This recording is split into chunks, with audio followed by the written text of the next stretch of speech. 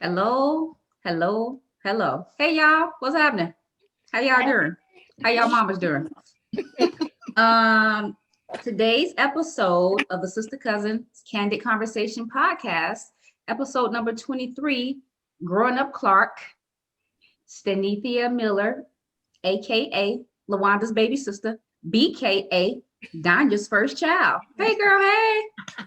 We Hello, can't hear your thing, girl. audience. How are you? We can't hear none. I'm gonna need you to get some new music. You on mute? Shit. Is it broke? We can't afford no music, man. We done lost all the music we had. Oh, I'm gonna need you to get that work. Okay, well, can y'all at least hear me? we can hear we you. hear you. I don't know what happened with the xylophone. That's unfortunate. Oh, There- okay, there we go. There we go. There we go. Anyways, They struggle. so it's a struggle out here. So I'm excited about today's episode because we are talking to my baby sister. We call it And Nene. my first child. Yes, we told y'all we was gonna have a conversation about that. So now here we go. So Nene, every time we do a growing up Clark, whether it's a mother or grandmother or whomever it might be, we come right out the gate, girl. We're gonna need you to answer this question. Let me tell you something right now. Don't forget, how's your sister? However, if the polls don't come out how I think the polls should come out, I ain't gonna be mad at you. Right out the gate. Which one of the three of us is your favorite? Okay, well, I have to say that I love you all. Okay, so we're gonna start there. Okay. Don't Wanda, forget all the packages I you're sent. my mother's firstborn, and therefore you are my big sister. And mommy's Irish twin, obviously, is Joanna's mother, and so I love them also. And then Girl, get to the point. Get to the point. Donnie, because Donnie, what? Whatever. I choose Danya only because how I'm supposed to say it. You like your second mama? If that, yes, we'll put it that way. Yes. I'm her real I'll let you mama. slide. So wait a minute, let's just take a quick poll right quick. We didn't interview Louisa, Mhm. Bam Renee, Yeah. and Una Lynn. Mm-hmm. And so far, 2 out of those 3, let me take that back. You the fourth one now, you the fourth one. 3 out of 4? Nah, 2 out of 4. 2 out of It 4 don't is matter. Donnie's favorite. I'm the favorite of Auntie Una Juju. Something wrong with you, girl. Nobody picked you yet. I thought my mama picked Juju. No, she picked me, I and my mama think my you mama need tried to go play back. neutral and say she love all of us the same. We just need to give a disclaimer, okay? Joanna was away. Okay, that doesn't mean that we don't love her. She just was away. Starting Okay? to feel some kind of Listen, we don't way. need Ain't got nothing to do with nothing. It all boils down to the fact that I'm the favorite. Fine. Whatever. Okay, next question, Miss Nene. Yes. Since Donya's your favorite and you love the other 2 of us, what is your fondest memory of each one of us? Okay, so I'm gonna start with Joanna first. Okay. Because I guess in terms of years, our relationship is shorter, for lack of a better word. Probably the earliest memories that I have of Joanna is everybody always telling me that she was mean and evil. Don't So I was believe it. concerned She was. that when I was gonna meet her, BC. yeah, it was BC. So I was concerned that when I met her, she was gonna be mean or like hate me or something. So it was like one of those Christmases where Auntie Natalie came and I had don't even recall ever knowing her other than on the phone. Bukum came, Wani came, Auntie Shirley was there. That's when y'all was drunk off that Bailey. Y'all remember that? And And Auntie Hey. Shirley was like, "Merry Christmas, baby." that's the one. Yeah, that one. And don't start cutting off family secrets I now. ain't said nothing. And so It from was in there, Granny's little bitty apartment, and basically all her kids was there except for Auntie Pat. yep, everybody's Uncle Verdale was there too. Oh, Uncle Verdale. So from there, I was like, oh, I guess Joanna ain't evil. I then found out that Bukum was still evil, but we won't talk about that because he's not here to defend himself. Okay. I'll let that go. However, I was like, oh, okay, I guess Juwana's not that bad. So it was one summer, I had to be a teenager.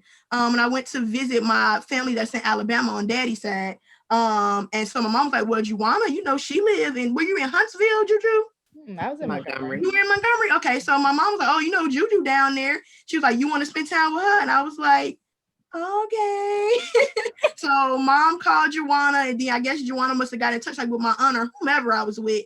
And she came and picked me up, and I just kind of spent the day with her.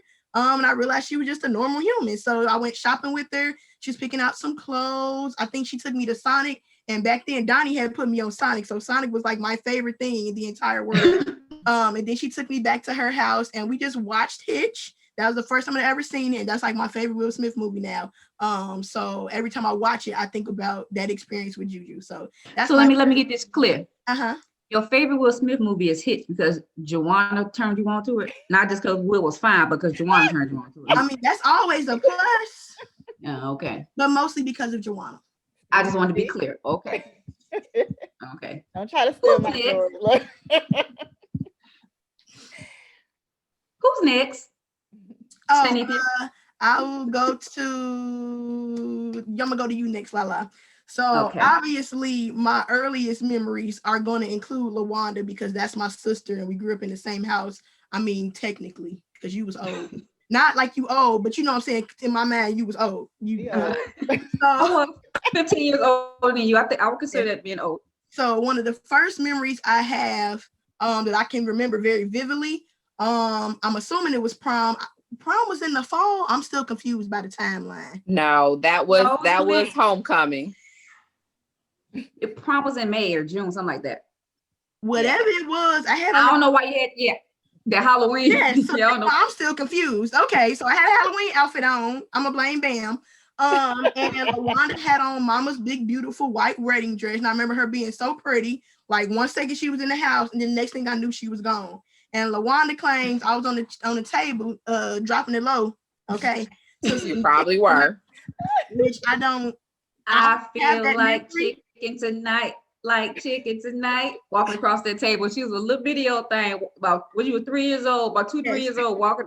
Actually, when you you were 3 years old, walking across the table, doing her little dance. Y'all remember that commercial, that little sauce, little chicken tonight sauce you put on.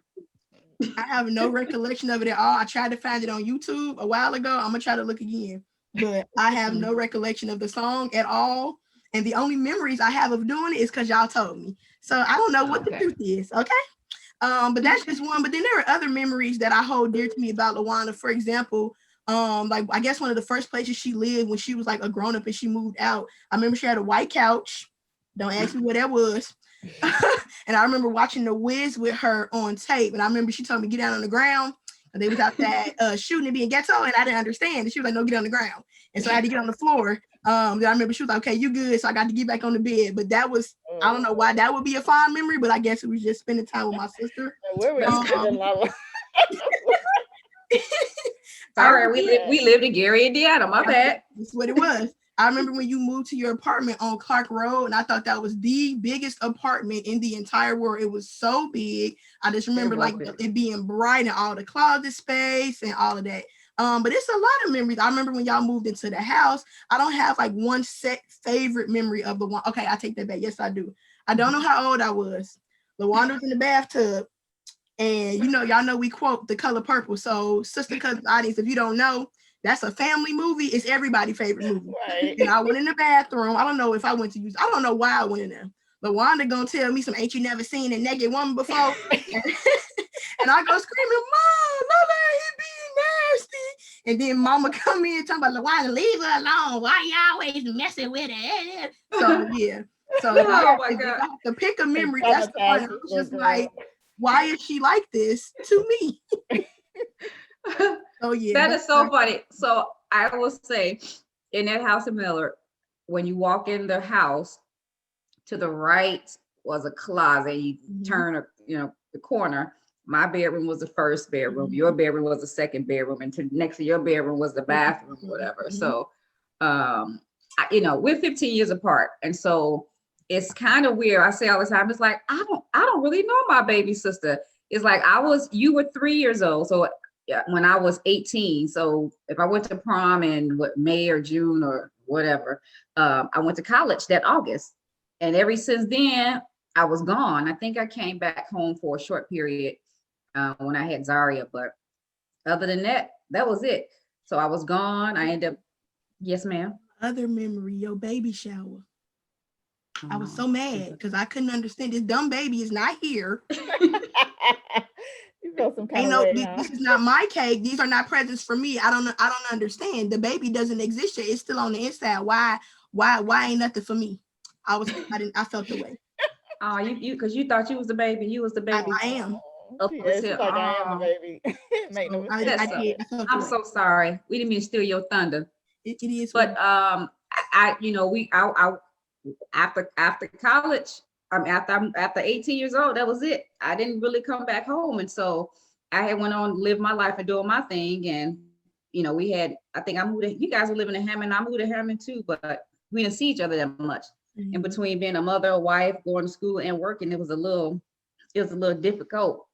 But I always say, when anybody talks about Nene, I'm like, oh, that's my little baby sister. She's so sweet. Oh my gosh.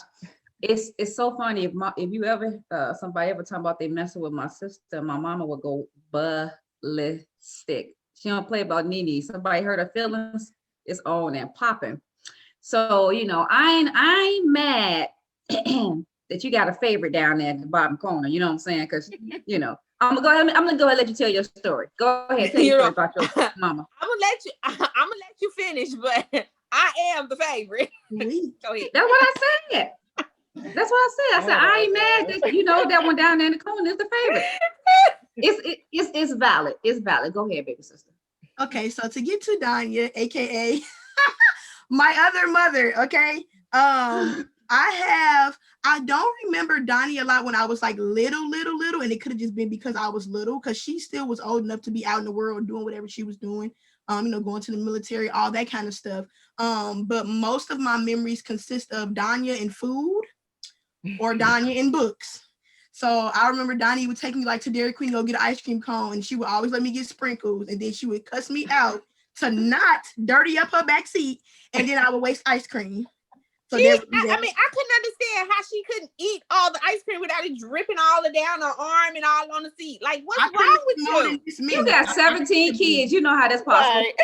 My kids ain't never dropped no ice cream. These are my kids. They know how to eat. I had a problem. She had issues. She was 12 before she could eat an ice cream cone without it dripping down her arm. It's Just not put a it lot. out there. You can put all your business out there. It's fine. She got to bring up old stuff. That's all I'm saying. But another memory I had, whenever you lived in Miller, Donnie, like around down the street, around the corner from the old house, I ain't gonna talk about all that, but you gave me a video game that was 101 Dalmatians, and I held on to that little video game for the longest. I love playing that, so that's a memory. You were the person, not that I didn't already have a love of reading, because I did, but you were the person that fostered it. So you always were bringing me books. You always took me to Borders. You always took me to Barnes and Nobles. He was the person that just fostered that love of reading for me. She was the reason that, for the most part, that my closet was filled with books.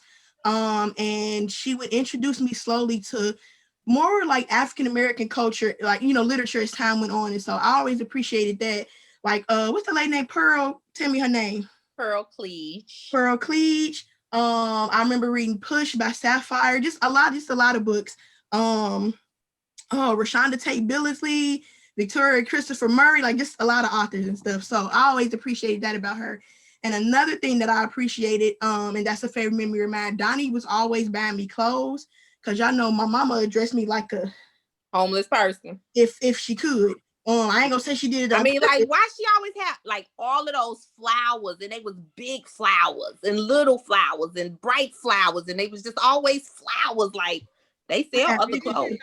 And then of course Donnie moved to Texas, and then that was a whole other thing, being able to go and visit her during winter break, and Sonic, and that pizza place that was in Austin.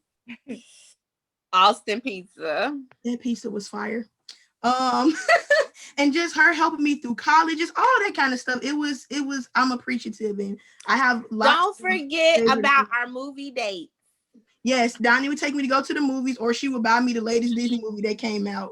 Like I vividly remember her buying me Mulan. I was super duper excited about that. I remember going to see like Wild Thornsberry and Tarzan and Pocahontas too, just all kind of that. Yeah.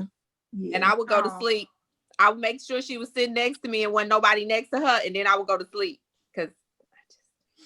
Well, that was so sweet. So we understand why she's your favorite. Joanna, what questions do you? We're gonna let Danya go. Like, what questions do you have for Stanethia? My questions. We can't hear you. I said, so my question is, what have you learned from each one of us now that you are an adult? Ooh, child, the ghetto. All right. As far as you, Juana, because again, it's not like our relationship like expanded time, but the things that I know of you, being strong-willed, because I take them calling you mean as evil as being strong-willed. Oh, it's children at the door. At 6 years old, at 5 or 4. Lawanda, man, did she put you in? Did she put you in the dryer once or something like that? I was defending myself. No. From shenanigans. Shenanigans, really? How in the heck do you make up a whole story like somebody putting somebody in the dryer? I'm just guessing that. So things I learned from Joanna, just watching her relationship with her husband and being a mom and juggling work life and that kind of stuff.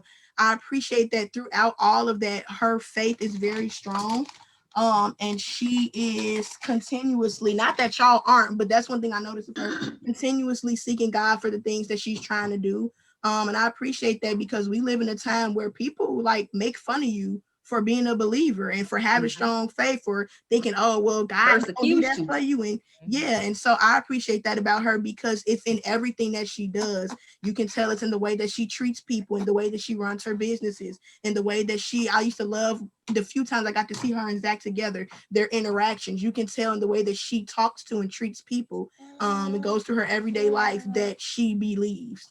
And that she acts on her beliefs. So I appreciate that. That's always a good question. I mean, a good response. Okay, Juju, working. Thank you, Jesus. As far as sister, go close the door to you. As far as sister, from Lawanda, I learned to be about your business. There has never been a time in my almost 30 years of living that I saw my sister without a job. There has never been a time, and of course, these things probably happened, but I was a kid, I didn't know, where it seemed like you were struggling financially. There has never been a time where you didn't look like you had it together, physically. And I appreciate being able to look at you and see somebody you always cared about your appearance. You always cared about making sure you had something going for yourself. You always worked hard. One of my favorite memories that includes your husband when y'all bought that house in Hammond and then paid it off in like 30 seconds. And I was like, people can do that? So your financial ability, Want to do it? I know, right? Always was something that I admire. And there are still times I'll call you now and I'm like, can you explain this financial thing to me? Or how do I do this? How do I budget better? How do I do this? How do I do that? So from you, the financial side, I learned you work hard for what you want to have and what you need. And it'll come to you as long as you're working for it. Nobody's going to hand you anything. And you got to go out there and get it. And if you're going to do it all the way. Don't just half do it. So, yeah. Thank you, baby sister. What about your favorite down there? With Danya, it's just a lot of the little life things. So Lawanda's already talked about it, but Lawanda and I were not able to be as close as we could have been, should have been, however somebody want to word it, because she was a whole adult by the time I was old enough, we were old enough to have that type of relationship. And so with Donnie being just a tad bit younger and her being home, Danya was kind of like my sister, my older sister at the same time. Danya is who I talk to about boys, what to do and what not to do. Danya is the one. She did not listen. She did not. Besides the point. Okay, all besides. That's because she was your big sister. That's why you listen. I know, right? Danya is the one that helped me figure out like the path that I wanted to take. Danya was the person. What you doing? You want to go? Go ahead. Danya was the person who just was there for advice literally every time I needed. I could have did the most dumb thing ever which I did, ever. And yes, she went up me one side and down the other, but then she embraced me. She loved on me. She told me how to navigate through the different situations that I might have gotten myself into. She made me feel beautiful. She showed me that you can wear makeup and not look like a clown. She told me that you can dress and look nice and not look like a, you know. Mm-hmm. That word, we ain't gonna say that. Shimmy. Oh, look, I got shimmy. Oh, Yeah. Lord. She just Sorry. those little things. She was the sister that I needed. Again, not we know that's not a knock to Lawanda, but You again, listen. You don't have to explain how you feel about somebody else. That doesn't make me feel any kind of way. You have a right to feel how you want to feel about whoever you had a right to feel about. That doesn't minimize anything about anybody else. okay, Tell your story, baby. y'all know I over explain myself because I don't be wanting to. But yeah, Stop. now I'm about to cry. Stop it. No, no, ain't no tears Pump. up in this piece today. Y'all better get back up in them eyeballs. But yeah, now yeah, I might as well. Let me get kiss me. Y'all know I'm a tap. But yes, Danya just was that person for me. Growing up, even through college, and so I am very appreciative of that. That's good. You know what? God gives us what we need and who we need when we need them, and it doesn't take anything away from anybody else. It doesn't mean that your sister or your mother or your father or whoever is less than because God blessed you with somebody else in your life. So whatever Danya did for you in your life, that's what you needed, and you never know how that blessed her. Maybe I don't know if that's just who she is. She has a big heart and she's a giver, anyways. But God places people in our lives for a reason and a season. And obviously she's your cousin, so it couldn't be for a season. So he placed her in your life for a reason. So you don't have to feel bad about celebrating her for what she did for you. You keep thanking God for that she was there for you. So, well, Miss Donulin, what questions do you have for your first baby? Hey, boo. Hey, my boo. Okay, so one of the questions that I would like to ask, as everyone who knows Stanethia is an educator and she loves the children, which again, I don't know where she got that from because we had conversations about this, but anyway, she's an educator. She loves what she does. So my question to her is, where do you want to go career-wise, and what impact do you want to leave? What is your legacy going to be? That's good. I have to think. No, you ain't got to think because we had a conversation. I know you know. I already know the answer. I know you know, girl. So currently, if the audience does not know, I am a 4th grade teacher. Not in my hometown that I grew up in, but adjacent. And so I have a heart here with this area with my Black and brown babies, so that they can see someone who looks like them and know that they can grow and change and experience better, and also have an impact on their environment. And so one of the things I would like to do with my career, I want to be an instructional coach, so that my experiences and the advice that I have does not just touch the children, but touches other people who want to touch the children. I want to be that person for educators that's in their corner, rooting for them, letting them know that they are capable. They can get over this hurdle. Yes, you can help this child learn. Yes, you can correct this behavior and it not be a nightmare. And I also have the desire one day to create curriculum to better meet the needs of, again, our Black and brown babies, because a lot of the curriculums that are out there today do not cater to them and their needs and their background knowledge and what they know and what they understand. As much as we love, those old school folk tales and fables, our kids don't connect to them. And so being able to create curriculum that will inspire that knowledge is something that I would also like to do. And the last thing, I've always had a desire to have my own childcare facility in some aspect. Again, finding ways to create programs to help our Black and brown babies and parents. My mom was not a single mom my entire life, but a good bulk of my life she was. And watching the struggles that she had with me, things that she didn't know. That's why she relied heavily on people like Lawanda and Donnie when it came to education. She didn't know. Applying for college, she didn't know. She straight up told me, I'm gonna need you to go with Donnie because I can't help you, sis. And I was like, oh, okay. And you know, it's $25 per application fee because we didn't know about that one little thing you could do where you can pay one fee and then fill out all your applications. We didn't know none of that. Struggle was real. So I hear you say that you want to have your own childcare facility, and I hear you talk about how you want to create curriculum to educate children who look like us. Have you ever considered the possibility of starting a charter school? Yes. Okay. And no.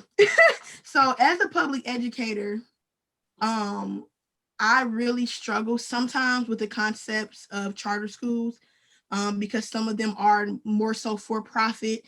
They don't have to follow the same standards that public educators have to, which in turn creates all kinds of other issues. Either there is deficit with students' education, or it really can be 10 times better than public education, and children skyrocket.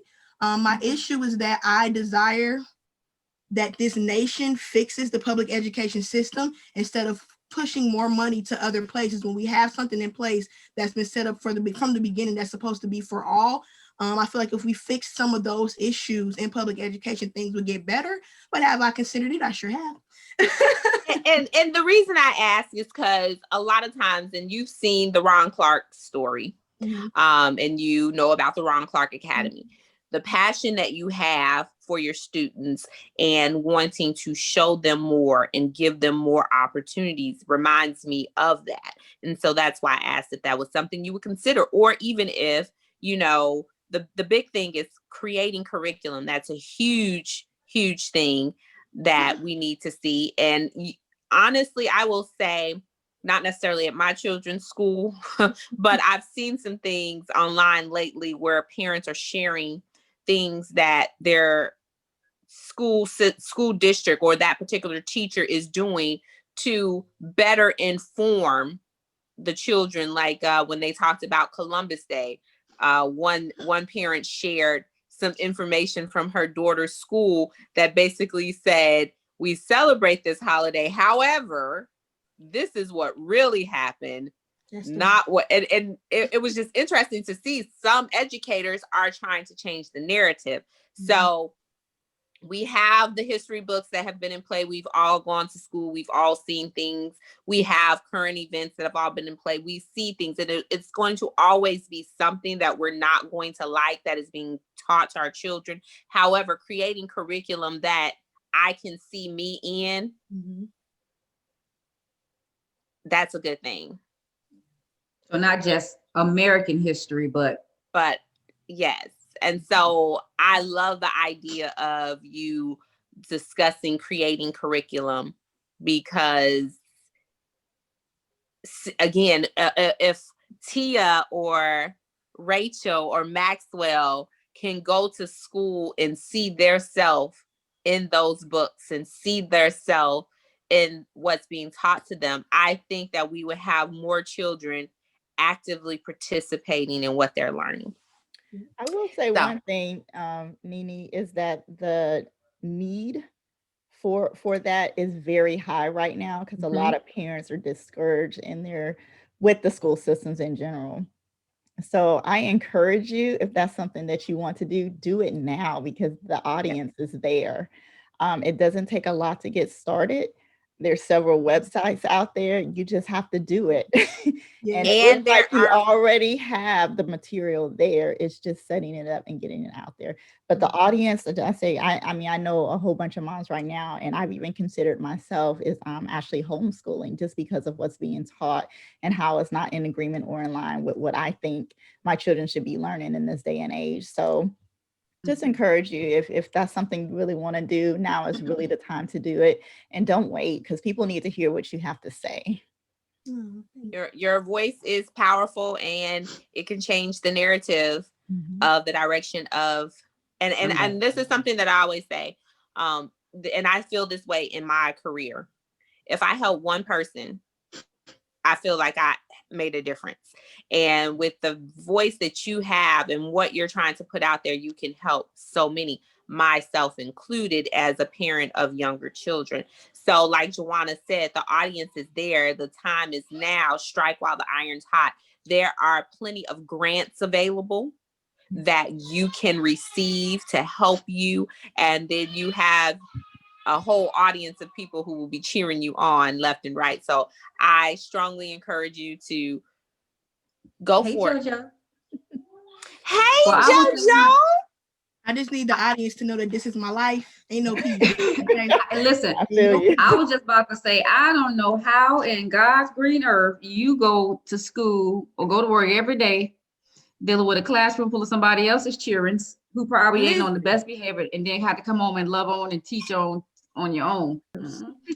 So what other questions do you guys have for Nini? I have one other question, but seeing what you guys have.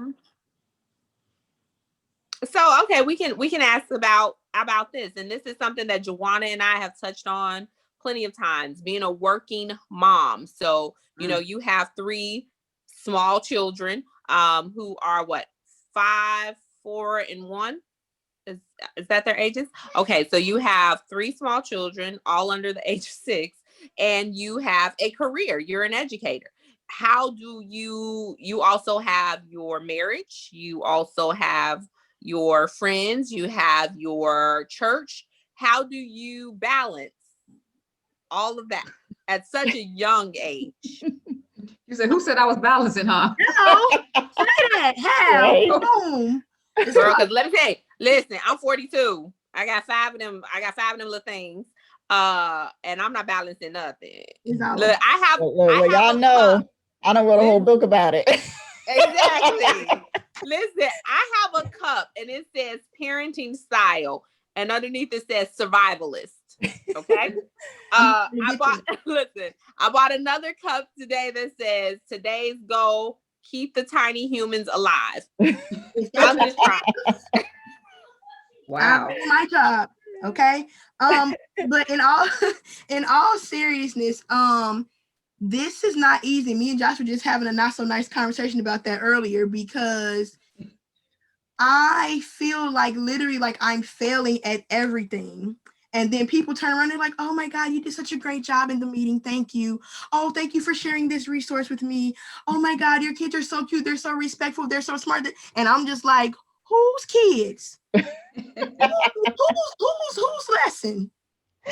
Yes, I remember that. I always want to say, so can I get your number and I'll call you 15 minutes after we get home, and you'll know these kids that you see right now, these kids are scared within an inch of their life because I threatened them to behave this way.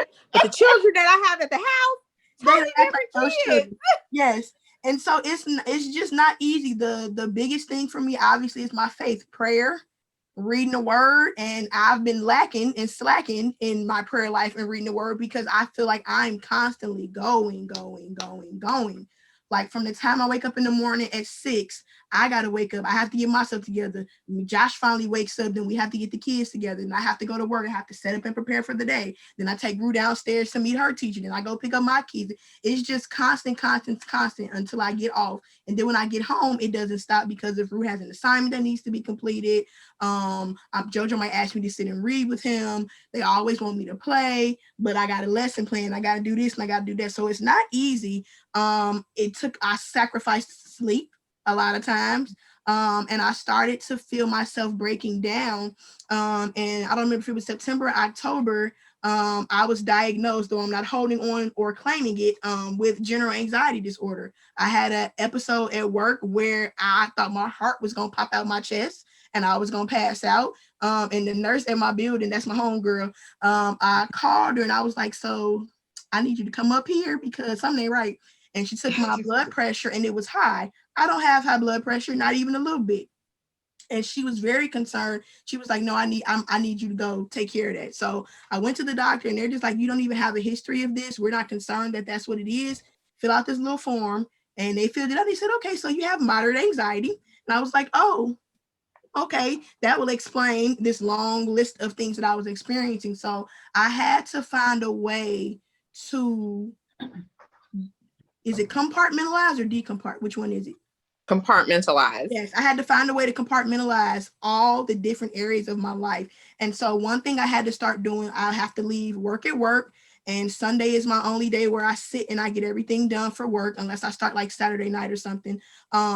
I had to devote that 4-hour block between when I get home and the kids go to bed to just them and spending time with them, making sure they feel loved, they feel happy, they feel warm. And then I had to start making myself go to bed at night. I don't like it because my brain is thinking of a billion different things to do that I could be doing right now, that I could be studying to be better at this part of teaching, or reading something to be better at being a wife, or, looking up strategies for gently disciplining my children. But a lot of times I feel like I'm failing, but I want other people to know that I promise you're not failing. It may feel like you like the worst mom in the entire world, but you're really not. You're doing that one thing that Diane said, and that's surviving. If everybody ate that day, if nobody's broken or bleeding or dead, y'all doing all right. Doing all right. You did a good job. It's a successful day. So Right. I just want to say, Stanethia, if nobody has told you recently, you are doing an amazing job. You are not failing in any area, whether it's professionally or personally. You are doing great. And I am very proud of the woman that you have become and that you continue to grow into. Let me make the ugly faces. So as you talk about the anxiety and compartmentalizer, everybody knows I am a strong, huge proponent of therapy. So if ever it gets to the point where, it gets to be too much, I strongly suggest you reach out and start speaking to a therapist. I actually just interviewed 3, have 1 more to interview before I make a decision. Because Joanna has written a whole book about, and her book talks about parenting during a global pandemic. But I mean, just as a working mother, whether you have a spouse in the house or not, but as a working mother, that huge mom guilt thing will eat you up. And comparison is the thief of all joy, of course. I think you're doing great. I see what you do. I admire the mother that you are to your children. And I am so glad that you are who you are. So I'm very proud of you.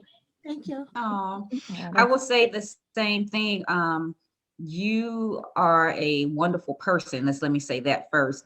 Don't do this. Before you are a mom, before you're a wife, before you are a teacher, you are Stanethia. And I love your sweet, sweet spirit. I know that we all have, that I'm saying, that homegirl side, like, don't mess with me. However, just your spirit of a person, how you're willing to, you always reach out and say, hey, I don't know how to do this. Can you help me? Some people have too much pride to ask for help, but you ask for help. You compliment other people. You got some real good restraint too. How you don't use your grown-up words. You didn't get that from me, boo. You didn't get that. That must be from Joanna, because I taught you how to use your grown-up words. Okay. Look, me and her mama. However, I appreciate the fact that she wants to maintain her Christianity and do what she's supposed to do as far as the Lord. But one piece of advice that I will give you, no matter what you have going on in the day, I do know that maybe every single day that this is not something that can happen, but I promise you, if you take 5 minutes, whether it's first thing in the morning, where you acknowledge the Lord, you pray to him, ask him to lead and help and guide you throughout your day. You say a prayer, you read a verse or scripture, I promise you your day will go a whole lot better. Because what you don't want to do is put all of that other stuff before God. Yep. Because you cannot put anything or anybody else before him. And if you putting all the stuff before him on a continuous basis, it's not a good thing. So I recommend, and God knows, he sees all, he knows all, he knows what we're going through, but he needs to know for sure. And I truly believe that you feel that way, but just try it. If you say, okay, every Monday, Wednesday, and Friday, I'm going to do this, or every Tuesday and Thursday, Sunday, Tuesday and Thursday, I'm going to do this. it'll make a huge difference in your life. So I want to say I am very, very, very proud of you, of who you are as a person, as a mom. Your children are memorable. They're sweet. They're not them, crazy kids you just see ripping or acting a complete fool. Baby kid. Outside of these four walls, let's rephrase. Outside of these four walls, that's not who they are. All right. That's what counts, though. Listen, my 1-year-old just beat up my 5-year-old on the sidewalk, so I can't say nothing. It's not that. In the relationship you and your husband have with one another, you guys are making decisions together as as a married couple, which is how things should be, where whether it's, handling your household responsibility, whether it's your children. I love how, hey, Nene, let me talk to Josh first. I'd be like, girl, come on. But that's what you're supposed to do. Handle your business. I appreciate who you are. So you just keep being you. Always keep the Lord first and do you, and you're going to be just fine. Love you, baby sis. Juju, what you got? And I'm also very proud of you, Nene. One of the things I've always admired about you is that, when life happens, you still don't give up. I mean, if you had a dream, you still stuck with it, no matter how long it took you, and you did, what you set out to do. I also love your spirit also with, the love that you have in your heart. You are probably one of the nicest people I have ever met in my whole entire life. I mean, literally. Again, something she didn't get from me. Praise God. The passion and love that you have for teaching is also something that, I very rarely see in individuals. So I love and appreciate that about you. My advice to you is that it's just like Lawanda said, put God first in everything. But one thing that comforted me during this whole pandemic thing, and even now, is that, I read in the Bible, Adam had to go to God, but God met Eve where she was at. So remember that, you could be washing your dishes. Sometimes I have the best time in the presence of the Lord when I'm doing simple things like washing dishes or vacuuming the floor or taking a shower. It's in those times where he's like, I have my schedule is so busy, but that moment that I take just to say, God, help me, God, speak to me. I need to hear your voice, comfort me, give me encouragement. It makes a world of difference. So just allow him to meet you where you're at. And it doesn't have to be a set time. I don't care if you're in the car going to work, take a few minutes, be like, God, look, I don't know what I'm about to walk in today. Look, I don't know what I'm about to walk in today, but I'm gonna need you. Every day, listen, me and God get together every day on that hour drive right to that place, exactly. to the plantation. He and I get together and we talk about some things before I go in because right, I'm not like you or her. And I got to feed these 5 kids. Right. I tell you what, when Joanna's talking about vacuuming, I have a testimony. Zaria, my daughter, sent, y'all know who she is, but the audience may not know. She sent me a text this morning and said, hey, Mom, I'm doing my hair and I'm listening to YouTube. And you know that song, Praise is What I Do, how we used to sing it all the time. And so I was like, oh yeah, so I went to YouTube and I had my headphones on and I'm vacuuming. Girl, I was crying like a fool. I was singing that song, crying like a fool. I'm like, this is my hands up. Listen, you know what? Let me tell y'all which song, and y'all ain't gonna believe this, but the song that get me every time, and I be having to turn it off because it be throwing me off, and I be blubbering like, woo! Jesus, take the wheel. I promise Carrie. Look, sometimes all you can do is cry. That is your praise. Literally, you can't even put into words what you're going through or the amount of pressure that you feel. So my heart goes out to any mom. I mean, I have 2 small children, but you have 3, and people who have more, I can't even imagine. I mean, I cannot imagine how you guys. I don't got no kids. So my heart goes out to you. You guys are superheroes, okay? Because the amount of stuff that we're responsible for, even with a spouse in the house, is still enormous. I mean, we are mom. That is our title. And it's like, it comes with a whole bunch of other things. So I just encourage you to pursue your dreams, not to give up on those, just to continue to, be led by God and do those things that your heart enjoys. That's what's going to keep you happy. That's what's going to keep you sane. And that's what's going to keep you focused in the direction you need to go. And we love you. Last question is gonna take us out. You on a deserted island, real quick. 3 things you gotta have. Go. My man. Out. My man. Josh, that's literally my best friend in the entire world. And I've gotten to a point in I don't know how to function without Josh. And I know that's not necessarily like the best thing, but we're really ain't nothing wrong with that. Ain't nothing wrong with that. We're really don't let nobody tell you otherwise. And I done got to the point I don't need no friends. I don't if Josh sitting right here, we ain't got to do nothing. He could be on his phone. I'm on my phone. The fact that we're in the same room, that's enough for me. So my man, he got to be there. I've been with him since I was 17. I mean, he got the ride. My phone, because y'all know I am the social media queen. I'm on all the things all the time. TikTok is my favorite thing right now. So I will just sit on my phone for hours and I'll look up and be like, I gotta feed them kids. If you watch that episode, you might be addicted. I'm gonna need you to we already know she addicted. I don't deny it. She been addicted since MySpace, y'all. Period. Listen, I remember MySpace. Y'all why I'm on social media. The only reason I have social media is because there was a time I had to have social media so I could monitor what that one was doing. That's it. I still see old posts from Donnie being like, don't post this, take that down. What you saying? Don't do that. So yes, so my phone. And the third thing, probably my Bible. I'm a person that likes a physical Bible. Yes, I can read it on my phone. Obviously I have, but I prefer a physical Bible because I like to write, highlight, annotate, cross-reference. So my physical Bible, I can read books on the Kindle app on my phone, but because I like to read, but a physical Bible, I need something in my hand. So your man, my phone, your phone, and your Bible. We'll figure everything else out between those 3. Amen. All right, now. Amen. When you do Amen. Well, all right, my little pumpkin love. I know. This wraps up episode 23, Growing Up Clark.